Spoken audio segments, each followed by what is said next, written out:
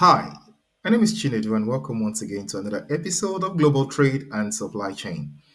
Right? Previously, we defined global trade as international trade, which means buying and selling between two countries, in supply chain as the engineering system that makes global trade work. So clearly, we're looking at trade between two countries in the series, right? For the purpose of this episode, we'll be talking about the basic component of global trade. Of course, it involves two countries. That's one. But the key part for purpose of for today is the supplier and the buyer. Who is a supplier and who is a buyer? Then I'll add the catch to it, right? Is there any difference between a supplier and a vendor? Think about that. We'll get there. First of all, who is a buyer? Right? I know that sounds so simple, right? But in supply chain, actually, a buyer is an individual whose function may include supplier selection, negotiation, order placement, supplier follow-up, measurement and control of supplier performance, as well as value analysis and evaluation of new materials and processes.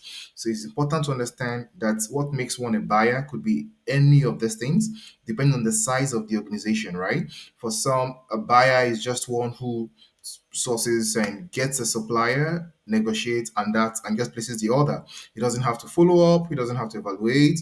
In a few places, actually, the supplier follow-ups are handled by people we call supplier scheduler, right? But that's not where we're going to today. So we're looking at a buyer who does any of this function. You get so from supplier to select the supplier, right? To negotiate the rate with the suppliers, down to placing the order and then following up with the supplier. He measures the performance of the supplier. He controls the performance, of course, of the supplier because he needs something and he has to get it so he doesn't run out of stock as well. He checks what is the value of having this supplier, or should I change the supplier, right? And as well, he evaluates the new materials in the market because, of course, you must know what you're buying. Right now, we'll take it to the next, and that is supplier. So, who is a supplier in supply chain? And then is there a difference between a supplier and a vendor? Very simple. A supplier is basically a provider of goods or services, one who makes goods or services available. That's a supplier, right? Is also called, right, a seller, with whom the buyer does business. Like I've defined, buyer has to select or come to decide on what supplier to use. So the supplier could be a seller, right, with whom the buyer does business with, as opposed to a vendor. Now, so like I asked, I said, is there a difference between a supplier and a vendor?